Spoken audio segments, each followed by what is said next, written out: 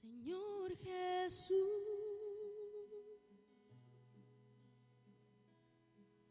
esa llama que Vamos a pedir al Señor que bendiga su palabra, que bendiga todo lo que se hable el día de hoy. Padre, en el nombre de Jesús te damos las gracias, estamos contentos, estamos felices, estamos hasta nerviosos, Señor, temblando, emocionados, Señor, de lo que tú puedes hacer en este lugar, en esta iglesia, Señor. Queremos honrarte, queremos alabarte, queremos adorarte, queremos llevar tu palabra, Señor, a los confines de la tierra. Yo te ruego, Señor, en el nombre de Jesús, que tú bendigas hoy, Señor, esta reunión, que bendigas a cada uno de los que están aquí, que bendigas a mis hermanos que vienen, que nos visitan de otras congregaciones. Gracias, Señor, a nuestra iglesia local también. Gracias por tu palabra, gracias por las alabanzas. Gracias, Señor, por tanta bendición. Gracias por este día, Señor. Por favor, llena de gracia este lugar. Llena de gracia tu palabra que va a ser predicada el día de hoy. En el nombre de Jesús, úsame, Señor, para tu gracia, para tu gloria, Señor. Te lo rogamos en el nombre de Jesús, nuestro Señor. Amén. El día de hoy vamos a hablar sobre por qué esta misión, por qué estamos abriendo esta iglesia, por qué el nombre de la iglesia, el nombre de nuestra misión es Iglesia Bíblica Verdadera Gracia. Y hay un motivo por el cual tiene ese nombre. Hay una razón. Y precisamente el día de hoy lo que quisiera yo exponer a ustedes, lo que quisiera yo explicarles es ¿por qué este nombre? ¿Por qué Verdadera Gracia?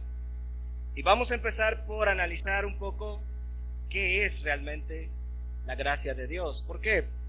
Si vamos a un diccionario bíblico, vamos a encontrar que la gracia es buena voluntad realizada gratuitamente por Dios para el beneficio del que recibe la gracia, no importando lo que haga el que la recibe. Y otra parte, otro aspecto de esta definición es que son las acciones que Dios hace en beneficio de la persona que recibe buena voluntad de Dios. Ahora, yo sé que esta definición de diccionario puede ser a primera instancia un poco, ¿cómo decir?, confusa o no tan comprensible, ¿verdad? Pero, además de eso, el problema con estas definiciones de diccionario, que normalmente son las que se manejan en el argot de la iglesia, es que tienen una mirada muy limitada de lo que es la gracia de Dios. Normalmente esta definición cubre bien y ejemplifica y muestra bien un aspecto de la gracia de Dios, pero queda incompleta la idea. Normalmente vamos a encontrar que la gracia de Dios es un término que va a estar en oposición al legalismo. La gracia es una cosa y el legalismo es otra cosa que está prácticamente en polos opuestos. El problema, hermanos, es que al tener un mal entendimiento de lo que es la gracia, también se tiene un mal entendimiento de lo que es el legalismo. Puede ser que tú también estés mal entendiendo el legalismo como la Biblia lo enseña. Queremos vivir en gracia, queremos vivir en la gracia de Dios y nos oponemos tajantemente al legalismo. Sin embargo, como les digo, un mal entendimiento que ha habido de la gracia ha llevado también a un mal entendimiento de lo que es el legalismo, y las consecuencias de ese mal entendimiento son una serie de frases mal usadas. No me juzgues, no seas legalista. No me juzgues y no seas legalista. Algunas veces algún hermano en una congregación, en una iglesia, ve a otro hermano o miembro de su iglesia y lo ve en pecado. Lo ve en ligereza, lo ve en mundanalidad, lo ve en chismes. Y este otro hermano que vio a su hermano, va con su hermano, primero considerándose a sí mismo, sabiendo que él mismo es pecador, va con su hermano y le dice: hermano amado, creo que te estás equivocando. Y la respuesta es: no me juzgues. Es que tú eres legalista, hermano. Hay un mal entendimiento de la gracia de Dios. No se está entendiendo la gracia de Dios. Una frase muy común que a lo mejor no puse aquí es por gracia, hermano, es por gracia. Es por gracia, dame chance, es por gracia. Estoy en este pecado, pero es por gracia. Voy poco a poco. Así que a este tipo de hermanos, muy probablemente este pasaje va a resultarle sumamente extraño, sumamente desconcertante, porque normalmente la idea de la gracia es que Dios es el que obra, Dios es el que hace todo. Básicamente Dios es el que va a hacer el cambio en mí. Y entonces, ¿por qué vemos a Pablo diciéndole a Timoteo, tú pues, hijo mío, esfuérzate en la gracia? Esa frase en sí misma parece contradictoria totalmente, parece una frase paradójica. ¿Cómo me voy a esforzar en la gracia? Se supone que la gracia es una acción de Dios.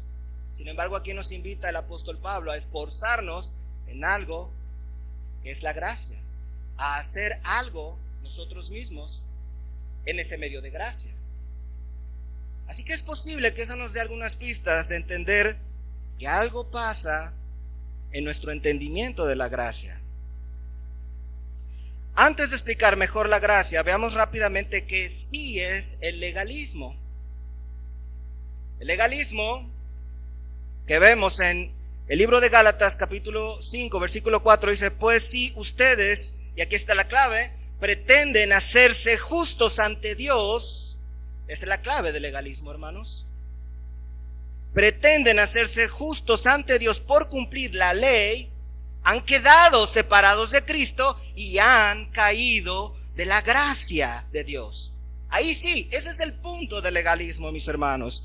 Esta es la esencia de él, la pretensión de justificarnos o de sentirnos justos por cumplir la ley. Cuando intentamos buscar esta justicia por cualquier otro medio que no sea Jesucristo, eso es justamente el legalismo. Eso es realmente el legalismo en las Escrituras. Nada tiene que ver con si tu hermano viene y te dice, hermano, deberías corregir tu vida. Nada tiene que ver con eso. Eso no es legalismo. Así que una definición más correcta de legalismo en base a lo que vemos en este pasaje es una tendencia, es realmente una tendencia en nuestro corazón a querer ganar a Dios o sentirnos más buenos por hacer cosas. Algunas veces esas cosas que hacemos para ganar a Dios o sentirnos más buenos son los propios mandamientos de Dios. Pero algunas veces, en algunos lugares en los que se ha caído en legalismo, se empiezan a introducir mandamientos de hombres, doctrinas de hombres, invenciones humanas, cosas a las que algunos hermanos o iglesias les llaman pecado. En algunos lugares esto está pasando, cosas a las que se les llama pecado, pero la Biblia no los llama pecado. Por ejemplo, hay iglesias en donde dicen que es pecado tener aretes. ¿Cuál es la base bíblica para eso? Y las personas, las iglesias cuyas mujeres no usan aretes se sienten un poco más justos que donde sí usan aretes. Eso es legalismo, justamente. Invenciones de hombres. Esa es la esencia del legalismo. Algunas veces este legalismo se manifiesta en forma de satisfacción propia excesiva. La típica frase de Dios tomará en cuenta, ¿han escuchado esto? Dios tomará en cuenta si mis obras buenas pesan más que mis obras malas, y entonces Él va a tomar eso en cuenta. Eso es legalismo. Eso es la esencia del legalismo, justamente. Porque es por gracia, porque realmente, hermanos, no merecemos nada. El hecho de que en algunos lugares el usar falda o no usar aretes, como había dicho hace un momento, o el hacer los cantos de cierta manera, o tener cierto estilo de alabanza, hacen que en algunos lugares se sientan como más justos que en otras iglesias. Ese es un ejemplo típico del legalismo. Esa es la esencia del legalismo. La persona también que usualmente se cree buena, ¿han escuchado esto en el mundo? Soy una buena persona. Soy una buena persona. No le hago daño a nadie. Y otras frases similares son ejemplos típicos del legalismo.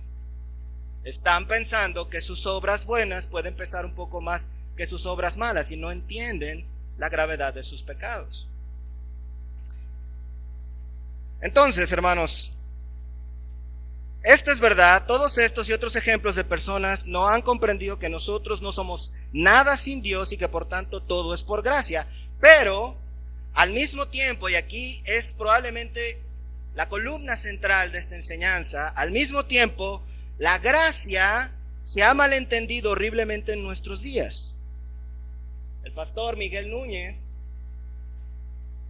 en un programa de radio en el que estaba siendo entrevistado, dijo de esta manera: nosotros vemos mucho énfasis en la gracia hoy día. Mucha gracia, mucha gracia, mucha gracia. Pero muchas veces estamos predicándola divorciada de lo que es la santidad de Dios y la ley de Dios que representa su carácter. Ese es el punto. Yo puedo decir amén a todo lo que se está diciendo de la gracia. El problema es que y esto es algo en lo que vamos a hacer énfasis, esto es la historia incompleta también. Y cuando yo hago eso, yo termino entonces creando una gracia que el hombre abraza sin haber abrazado el respeto y la reverencia por la santidad de Dios, y yo minimizo el pecado.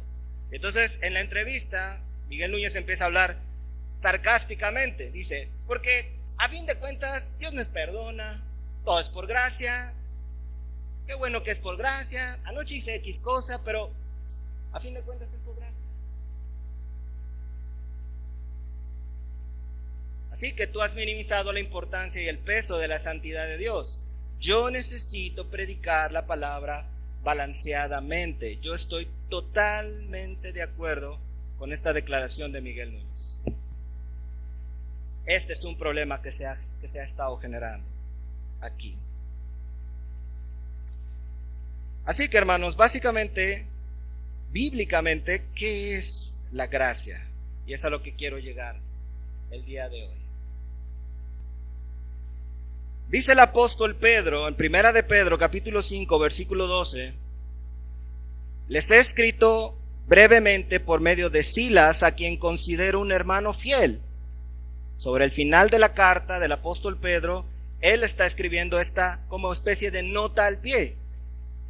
Dice, les he escrito brevemente, es decir, todo lo que escribió anteriormente, por medio de Silas, a quien considero un hermano fiel, para exhortar y testificar que esta es la verdadera gracia de Dios. Estén firmes en ella. El apóstol Pedro está diciendo que lo que acaba de escribir, porque esto está al final de su carta, todo lo que acaba de escribir es la verdadera gracia de Dios. Y dice que como creyentes se nos invita y se nos exhorta a estar firmes en esa verdadera gracia de Dios. La pregunta es entonces, ¿cuál es? ¿De qué es de lo que habló el apóstol Pedro entonces? ¿Cuál es esa que él llama la verdadera gracia? Como si al mismo tiempo hubiera otra que no es verdadera, ¿verdad? Se le hace énfasis en que lo que él acaba de escribir es la verdadera gracia de Dios. ¿Ustedes quieren saber cuál es la verdadera gracia de Dios?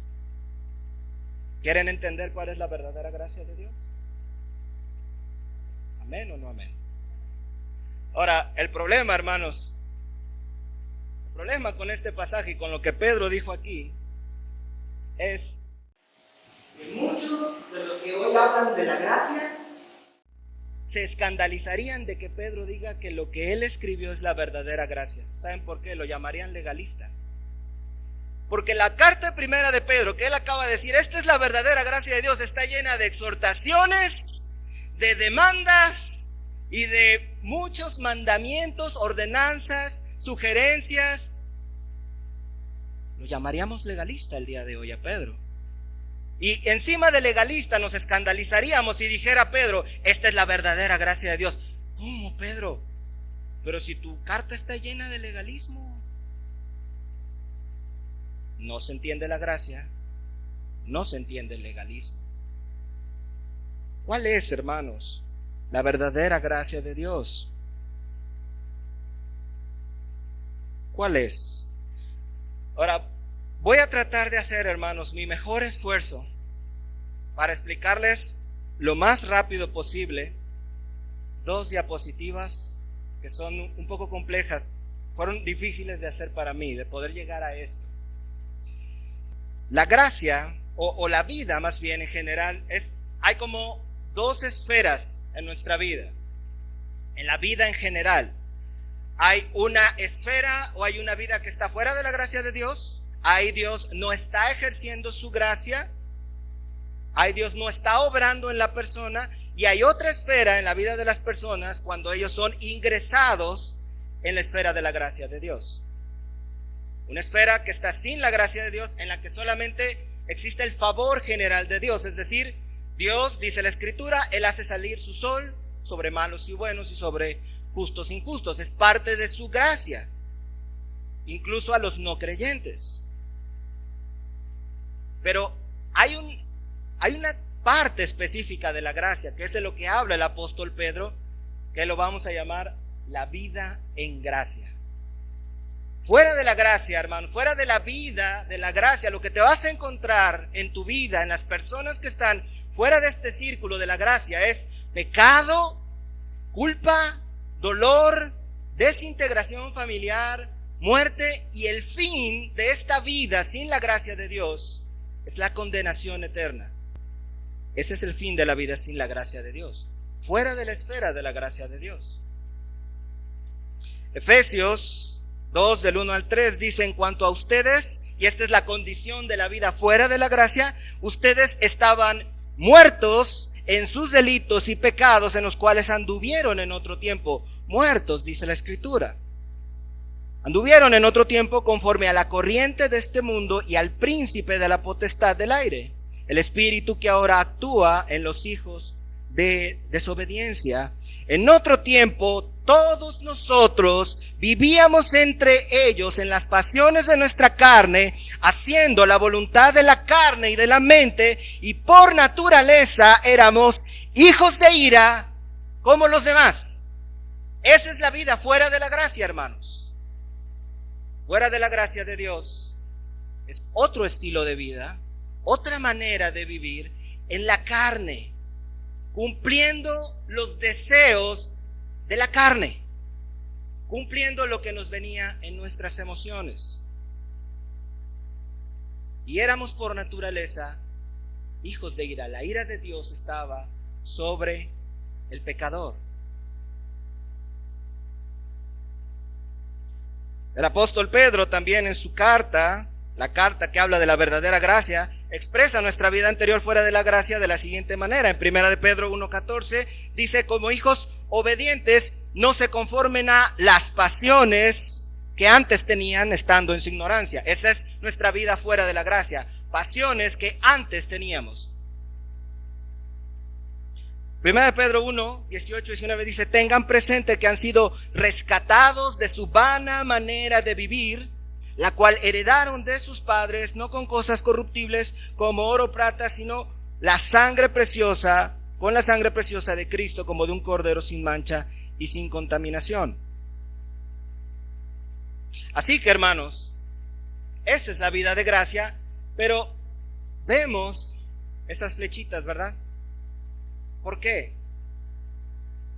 Porque en su gracia, y aquí empieza parte de la gracia de Dios, en su gracia Dios nos elige y nos atrae a la vida en la gracia. Estábamos muertos y Él nos atrae a la vida de la gracia. ¿Cómo? Por medio de la cruz. Por medio de la cruz.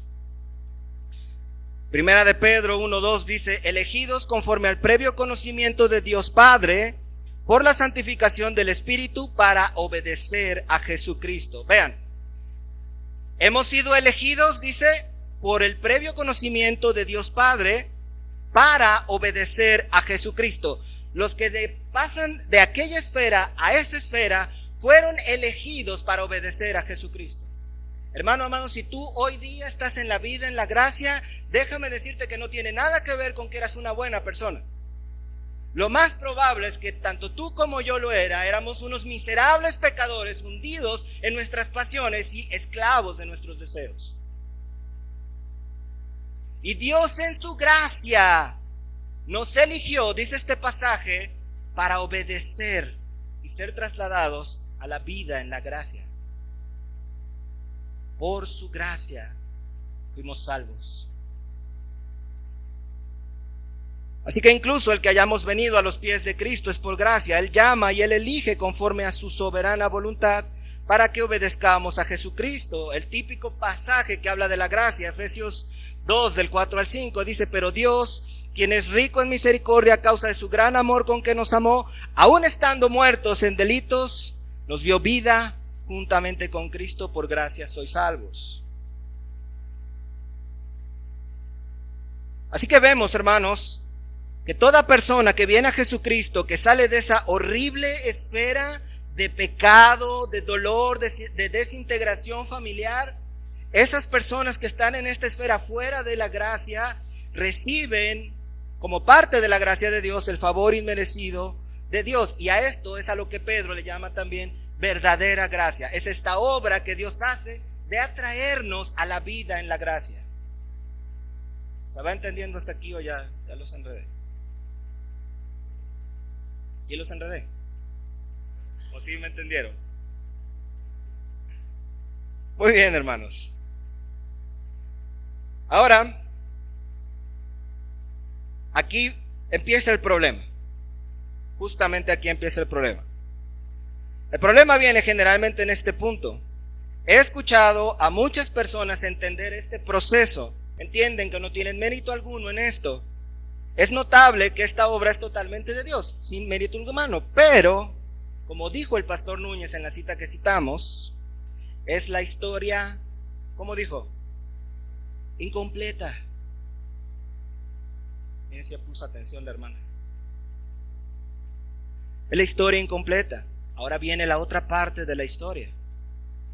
De hecho, la historia no termina cuando Dios traslada al hombre de la esfera de fuera de la gracia, de la esfera del pecado a la esfera de la gracia. No termina ahí la historia. En realidad, la historia comienza ahí. La gracia de Dios empieza a operar de otra manera. Primero operó atrayéndonos, rescatándonos sin mérito alguno y trasladándonos al reino de su amado Hijo Jesucristo. Pero ahora la gracia empieza a operar de una manera un poco diferente. En la esfera de la gracia, realmente esta esfera de la gracia es a lo que Pedro llama la verdadera gracia de Dios. Y hay muchos elementos que con frecuencia no se toman en cuenta. En esta esfera encontramos perdón y limpieza, encontramos regeneración, santificación y exhortación a una vida santa, gozo, capacitación, pruebas, perseverancia. El destino final de la gracia, como vemos aquí, así como el destino final de la esfera fuera de la gracia era la condenación eterna, el destino final de la vida en gracia es la glorificación eterna. Ahora quiero mostrarles la esfera de la gracia, la vida de la gracia de otra manera. La vida en la gracia es una obra que Dios está haciendo en la vida de los creyentes que, por así decirlo, hermanos, los está empujando hacia la gloria. El destino final de la vida en la gracia es la gloria eterna. Dios está empujando. Dios está moviendo cosas. Dios está haciendo acciones en la vida de las personas para que nosotros podamos un día llegar a ese encuentro final con Jesucristo. La gloria eterna. Primera de Pedro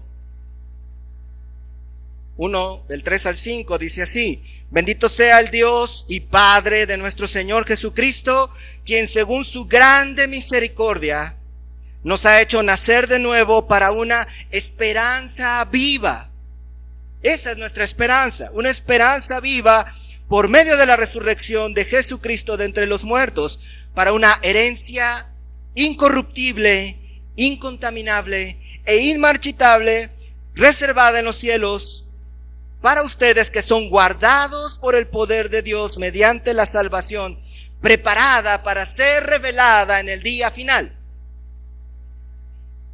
Un día, aquellos que están en el camino de la gracia estarán allá con Cristo, en la gloria preparada para ser revelada en el día final, es lo que dice el apóstol Pedro. Y eso es parte de la gracia de Dios. Hermanos, todos nosotros debemos tener claro lo que el Señor está tratando de hacer con nosotros. Nos quiere llevar a la gloria eterna. En su gracia. No hay mérito alguno en nosotros. O tú te mereces la gloria eterna. Sin embargo, Dios quiere hacerlo contigo. Dios quiere llevarte ahí.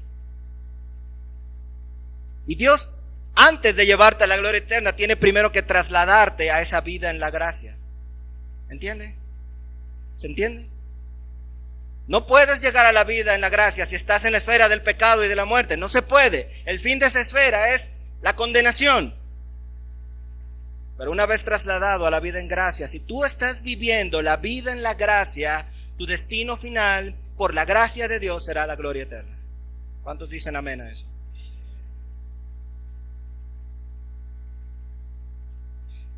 Pedro, en 1 de Pedro 1:17, dice que mientras que no llegamos a esa vida glorificada, mientras no llegamos a ese destino final, este tiempo que nosotros estamos en este mundo, a él Pedro le llama el tiempo de nuestra peregrinación.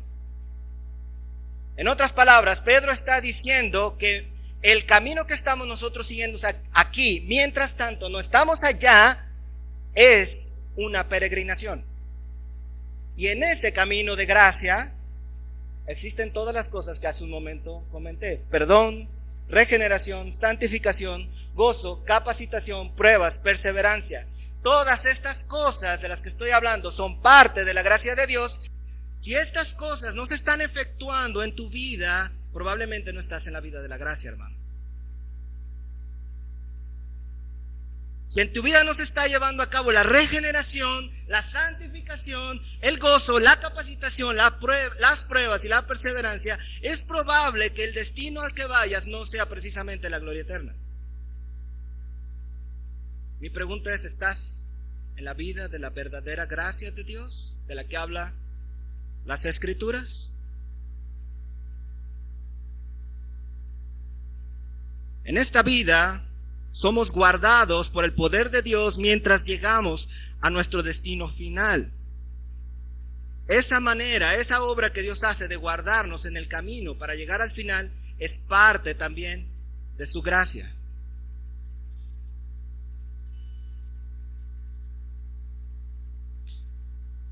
Primera de Pedro 1:3 dice: bendito sea el Dios y Padre de nuestro Señor Jesucristo, quien según su grande misericordia nos ha hecho de nuevo para una esperanza viva.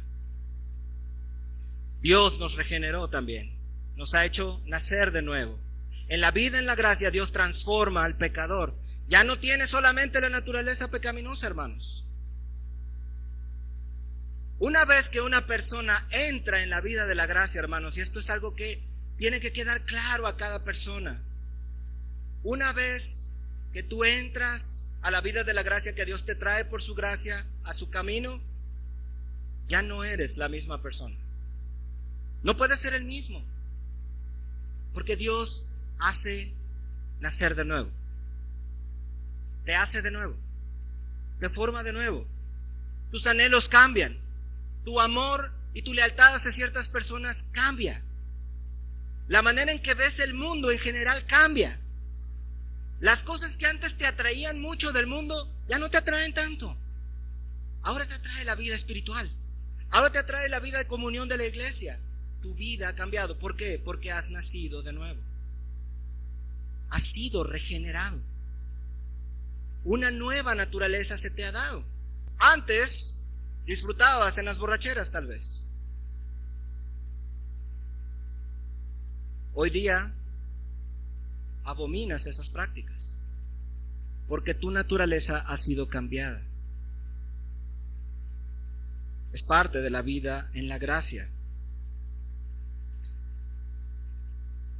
Además, hermanos, somos en la vida en la gracia, somos santificados en el Espíritu Santo. Santificación, hermanos, significa que Dios nos transforma cada día más a la imagen de su Hijo Jesucristo. En la vida, en la gracia, tenemos gozo. Gozo que antes no habíamos conocido, gozo por la gracia de Dios. Es parte de la obra de Dios que Él hace en la vida de la persona. En la gracia se nos conceden por la gracia de Dios dones para capacitarnos para la obra de Dios también. Dones de enseñanza, dones de ayuda, dones de profecía, de discernimiento de espíritus, de exhortación y muchos más. Dios mismo nos capacita, Dios nos pide que le sirvamos, pero Él mismo en su gracia trae capacidad para poder servir. Tan raro como se oye, hermanos, y escuchen, esto es algo que yo jamás lo había escuchado en ninguna predicación sobre la gracia. Parte de la gracia de Dios. Fíjate bien lo que te voy a decir. Y a lo mejor esto te ayuda en algo que estés pasando hoy. Parte de la gracia de Dios, parte de vivir en la gracia de Dios es que vengan pruebas. ¿No tiene sentido? El apóstol Pedro dice que parte de la vida, de la verdadera gracia de Dios, es las pruebas. ¿Por qué? Porque Él mismo nos hace pasar y permite que pasemos por ellas para purificar nuestra fe. Es parte de su gracia. 1 Pedro 1, 6, 7 dice: en esto se alegran, a pesar de que por ahora, si es necesario, estén afligidos momentáneamente por diversas pruebas. ¿Para qué? Para que la prueba de su fe, más preciosa que el oro que perece, aunque sea probado con fuego, sea hallada digna de alabanza, gloria y honra en la revelación de Jesucristo. Dios quiere en su gracia que tu fe sea purificada para que el día que llegues a la gloria eterna, tu fe sea más limpia, más pura, más gloriosa y seas digno de más premio. Dios hace eso. Y en ese proceso, mientras tú vas pasando por las pruebas en la vida de la gracia, ni un solo segundo vas a estar solo. Porque el acompañamiento en las pruebas también es parte de la gracia de Dios. ¿Ven que las gracias mucho más? Mucho más.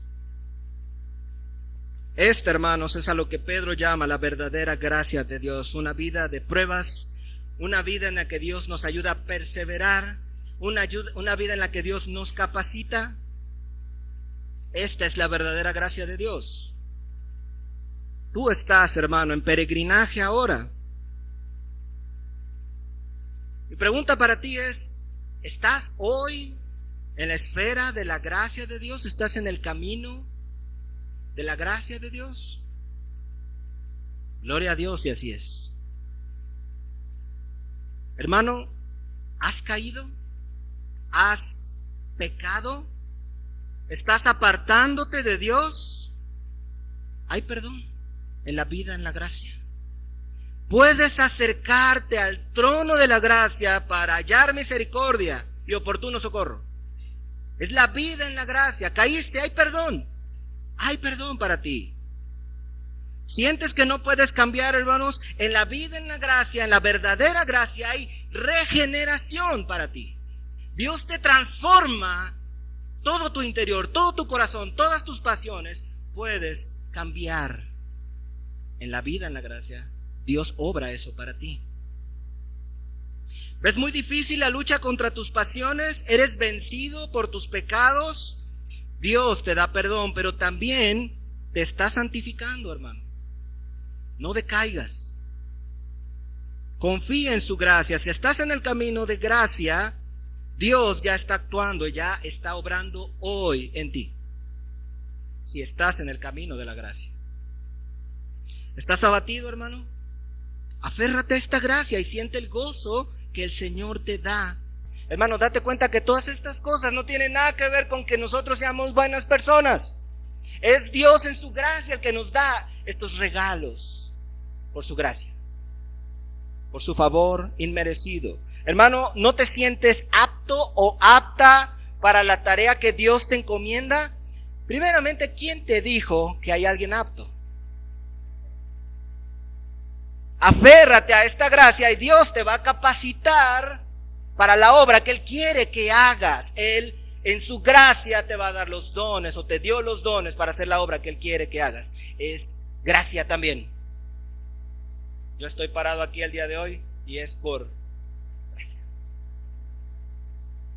Pablo decía, pero lo que ven en mí, yo soy lo que soy por la gracia de Dios.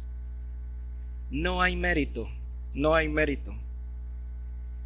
¿Sientes que tu fe es débil, hermano, hermana? No te preocupes, Dios en su gracia va a hacerte pasar por pruebas para fortalecer tu fe. Por su gracia. Por su gracia. Cuidado cuando le pides fe al Señor. Debes pedirle fe al Señor. Es más, si no se la pides, Él solito te la va a dar. Pruebas, hermano. Pruebas. Es parte de su gracia. Hermano, ¿sientes que no vas a terminar la carrera de la fe? ¿Que en algún momento sientes que te vas a apartar de la vida de la gracia de Dios?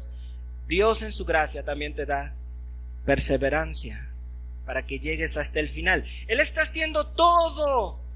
Está poniendo todo su poder. Dice que el poder que resucitó a Jesucristo entre los muertos es el que está obrando en nosotros para llevarnos a la gloria eterna. Por gracia. Por gracia. Así que la gracia, hermanos, es una actitud de Dios que nos elige, nos llama a su gracia primero, nos perdona totalmente de nuestros pecados, nos hace nacer de nuevo, nos santifica, nos ayuda a parecernos a Cristo, nos llena de gozo cuando no hay razón aparente, nos capacita para la obra, nos prueba para luego premiarnos, nos guardará hasta el final y nos llevará a la gloria eterna. Todo por gracia, todo sin merecerlo realmente, todo porque Él es verdaderamente bueno. ¿Quieres tú, hermano, hermana, vivir esta vida en la gracia? Aférrate a esta gracia. Como decía el apóstol Pedro, esta es la verdadera gracia de Dios. Permaneced en ella. Permaneced en ella.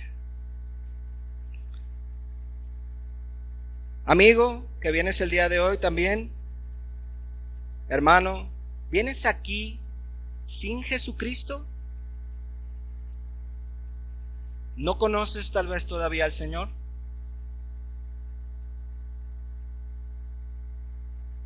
¿Qué esperas para venir al trono de la gracia? Todo aquel, dice la Escritura, que viene a Jesucristo, Él no lo echa fuera. Si tú tienes esa vida, ¿qué esperas para venir a Jesucristo y disfrutar de su gracia y de su amor inmerecido? Es por gracia, no es por obras. Él te va a salvar, Él te va a perdonar, te va a dar limpieza. ¿Estás lleno de culpas tal vez?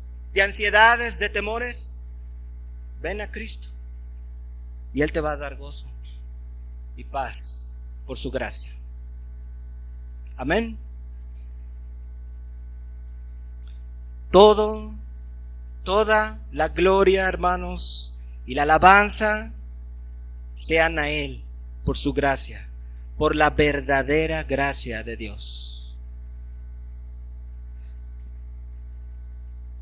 Les he escrito brevemente, dice el apóstol Pedro, por medio de Silas, a quien considero un hermano fiel, para exhortar y testificar que esta es la verdadera gracia de Dios. Estén firmes en ella. Hermanos, esta es la verdadera gracia de Dios. Aquí hay un punto importante que Pedro menciona una y otra vez sobre esta vida en la gracia. Y aquí está el problema también. Aquí está el problema. ¿Cómo vivir esta vida en la gracia? Que es parte de la gracia. Es una vida, es todo un estilo de vida, hermanos. No nada más ciertas cosas, es un estilo completo de vida en el que Dios hace toda esta obra en ti. Pero ¿qué debes hacer tú? ¿Cómo vivir esta vida en la gracia? Primeramente, antes de pasar a lo que dice el apóstol Pedro, déjame decirte que aquel que no da evidencias de la gracia en su vida, mis hermanos, lo más probable es que en realidad no haya conocido la verdadera gracia de Dios. Así lo tengo que decir. Si sigues en tus pecados, hermano, y perseveras en ellos, hermanos, aún no has conocido las mieles de la gracia de Dios. ¿Por qué? Porque Dios en su gracia santifica, regenera y purifica. Si estas evidencias no están en tu vida, entonces probablemente la gracia de Dios no se ha efectuado en ti, o quizá has decaído de ella, te has apartado tal vez.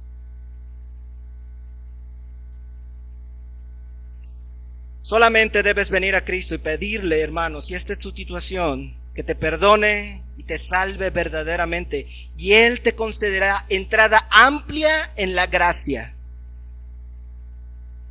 Ahora sí, hermanos, en segundo lugar, Pedro dice que esta gracia, esta vida en la gracia también tiene demandas. 1 Pedro 1, 3, 17 dice, por eso con la mente preparada, vean lo que la gracia, la vida en la gracia demanda al creyente, por eso con la mente preparada para actuar y siendo sobrios, pongan su esperanza completamente en la gracia que les es traído en la revelación de Jesucristo. ¿Cómo? Como hijos obedientes, no se conformen a las pasiones que antes tenían estando en su ignorancia. Antes bien, así como aquel que los ha llamado es santo, también sean santos ustedes en todo aspecto de su manera de vivir, porque escrito está, sean santos porque yo soy santo. Las demandas de santidad, hermanos, démonos cuenta, sé que se ve poco el pasaje, pero las demandas de santidad están directamente relacionadas con la gracia de Dios en este pasaje. Y eso normalmente se omite. Estamos llamados a la santidad, a desechar las pasiones que antes teníamos. Por tanto, la amonestación y la exhortación entre hermanos, hecha de manera amorosa y primeramente viéndote a ti mismo, es totalmente correcta. Y nada tiene que ver con el legalismo. Todos, hermanos, en la iglesia debemos procurar nuestra santidad y la santidad de nuestros hermanos.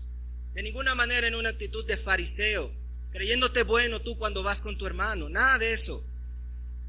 Eso es hipocresía. Pero cuando vas con tu hermano en un espíritu de mansedumbre y humildad, y entiendes primeramente que tú eres un pecador, y vas y le dices a tu hermano, hermano, esto que estás haciendo, dice la Escritura que está mal. Hermano, eso no es legalismo. Eso no es juzgar. Eso es parte de la gracia precisamente. Qué contradictorios somos a veces.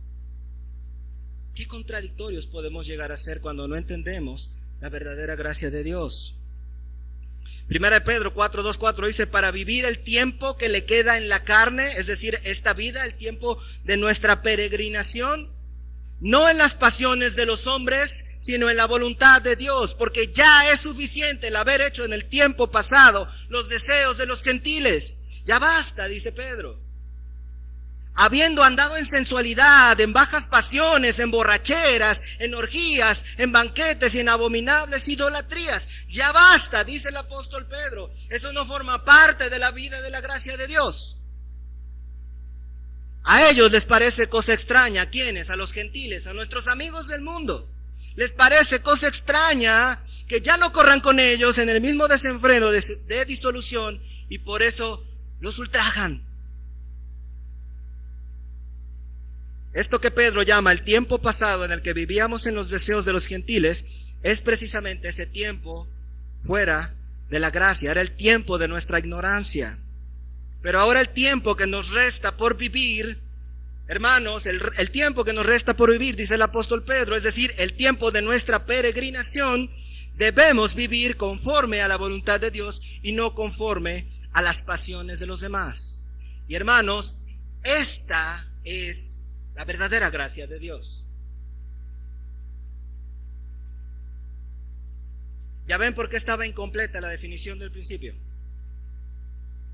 Esta es la verdadera gracia de Dios. Es todo un estilo de vida en el que Dios está actuando y tú estás respondiendo. Es un estilo de vida. La vida en la gracia. estás viviendo tú en esta vida de gracia, hermano? Quiero pasar rápidamente a explicar rápidamente por qué existimos como iglesia. ¿Cuál es nuestro propósito como iglesia? Queremos transmitir precisamente ¿qué? Una enseñanza completa sobre la gracia de Dios, incluyendo sus bendiciones que hemos visto brevemente hoy y sus demandas, evitando al mismo tiempo tanto el legalismo como el libertinaje. Ese es nuestro propósito como iglesia. En segundo lugar, nuestra misión como iglesia bíblica verdadera gracia es llevar el evangelio de la gracia de Cristo, el evangelio de la gracia que acabamos de explicar el día de hoy, a las familias de Aguascalientes y lugares de alrededor, con el fin de restaurar a las familias, rescatar a los perdidos, edificar a los creyentes, expandir el reino de Dios y glorificar a Jesucristo. Tenemos como enfoque, hermanos, un enfoque muy familiar, muy familiar. Queremos que la gracia verdadera toque la vida de las personas y creemos que es nuestra misión llevar este mensaje de gracia. Ahora, lo interesante va a ser la visión. ¿Cómo queremos llevar a cabo esta misión de la que acabo de hablar? ¿Cuál es nuestra visión al respecto? Bueno, estamos convencidos, y esto es lo que tal vez pueda parecer un poco inusual, de que este mensaje de la verdadera gracia debe ser transmitido principalmente hacia las familias y por medio de las familias.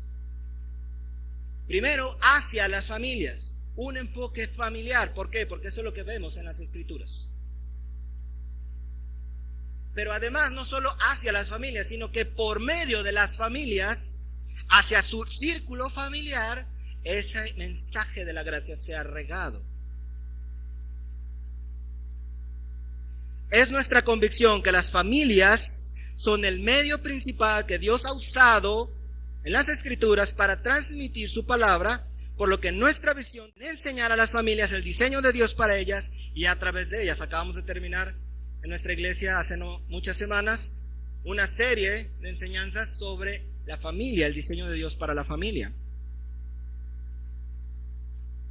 Así que queremos enseñar a las familias y para que a través de ellas ese mensaje llegue, transmitir el evangelio a las nuevas generaciones y algo muy importante, la parte final, impactar a los incrédulos con nuestro mensaje, pero principalmente con el testimonio visible de nosotros mismos y de nuestras familias. Queremos que las personas vean nuestra familia regenerada y que eso impacte al mundo. Esa es nuestra visión. Por último, hermanos, quiero hablarles de los 4 pilares que tiene esta iglesia. Número 1, queremos predicar todo el consejo de Dios. Todo el consejo de Dios, hermanos. Un problema que a veces se encuentra en las iglesias, con el debido respeto y admiración a todos mis hermanos que sirven. Con el debido respeto, el problema es que a veces se predica una parte de la Biblia. No se enseña todo lo que Dios enseña. Queremos predicar todo el consejo de Dios, hacer énfasis en lo que la Biblia hace énfasis. No hacer énfasis en lo que la Biblia no hace énfasis. Queremos enseñar todo lo que Dios enseña para todas nuestras áreas de vida, familiar, finanzas, iglesia, trabajo, etcétera, todo lo que tenga que ver con nuestra vida. Si la Biblia dice algo, queremos enseñarlo. Queremos que vivas de acuerdo a lo que dice la palabra de Dios. No queremos darte opiniones de hombre, ni psicología. Queremos traer a ti la palabra de Dios. Segundo pilar, los padres son los responsables de enseñar a los niños. Los padres son los responsables de enseñar a los niños. Hermanos, estoy persuadido de que se tendrá 100 veces o 1000 veces o no sé cuántos millones de veces más bendición si enseñamos a los padres a enseñar a sus hijos que si hacemos 100 campañas de evangelización con los niños. Vamos a obtener más impacto que con 100 escuelitas dominicales, que con 100, ¿cómo se llaman estas escuelitas de verano? Todas pueden bendecir, todas pueden ser para la gloria de Dios, pero el medio que Dios usa en las Escrituras es la familia, son los padres. Perdón, hermanos, me apasiono con eso. Tercer pilar. Familias fuertes hacen una iglesia fuerte. No queremos miembros activos e involucrados en todos los servicios mientras su familia se está cayendo a pedazos. No queremos esposos yendo a predicar a todas las colonias mientras sus hijos en casa están descuidados y sus esposas quejándose de falta de atención. No queremos eso, hermanos. Familias fuertes. No queremos hermanas sirviendo todo el día mientras su esposo se está quejando de su testimonio. Queremos familias fuertes para que nuestra iglesia se haga fuerte. Cuarto y último pilar. Búsqueda de una verdadera santidad bíblica. Queremos buscar la santidad que la Biblia enseña. Queremos enseñar el consejo de Dios sobre cómo debemos vivir esta vida en santidad. No queremos, hermanos, conformarnos con menos. No queremos adaptar el estándar de Dios y rebajarlo un poquito para que nadie se sienta mal. Vamos a predicar lo que la Biblia demanda y se acabó. Y si la Biblia demanda un estándar muy alto para ti, ese es el estándar bíblico. Ahora, en el proceso de llegar al estándar, al que nunca llegaremos en esta vida, hermanos, hay gracia. Pero el estándar no se rebaja. El estándar es santidad. El estándar es, como yo soy santo, tú debes ser santo. Nunca vas a llegar en este mundo. Nunca. Pero tenemos que caminar hacia ahí. Nunca vamos a rebajar el estándar bíblico de santidad. No queremos conformarnos con menos. No queremos parecernos más al mundo. Queremos parecernos más a Cristo. Queremos ser santos para Dios, apartados del mundo, venciendo las tentaciones y pecados y superando nuestras dificultades. Y queremos inyectar en nuestra congregación un pavor por el pecado, por lo que la Biblia dice que es pecado, hermanos, y un celo por la santidad personal. Y estos son nuestros pilares, hermanos. Y con esto le damos gracias al Señor. Santo Padre, te alabamos, te damos gracias por este mensaje, por esta obra, Señor, que tú el día de hoy nos permites iniciar por tu gracia, Señor. Bendito seas tú, Señor, bendito sea tu santo nombre. Cantaba mi hermano Leo hace un momento, sublime gracia del Señor. Qué grande es tu gracia, Señor, que nos elige, que nos transforma, que nos perdona siendo indignos pecadores, Señor, que nos abre las puertas de par en par, Señor. Y nos invita a una vida en la que tú, Señor, obras en nosotros y nos transformas y nos traes gozo y nos traes paz, nos traes convicción, nos traes perdón, nos traes restauración en nuestras familias. Padre, gracias, tu gracia es tan grande. Gracias, Señor amado, no hay palabras, Señor. Gracias por todos los que están aquí el día de hoy. Gracias por la paciencia de mis hermanos al escuchar este sermón. Bendice a cada uno, Señor, a los que vienen de visita de otras iglesias, Señor. Bendícelos, Señor, también allá donde vayan. Que aunque sea se lleven un poco de este mensaje que hoy vinieron a escuchar aquí el día de hoy. Gloria a tu nombre, Señor. Bendito seas.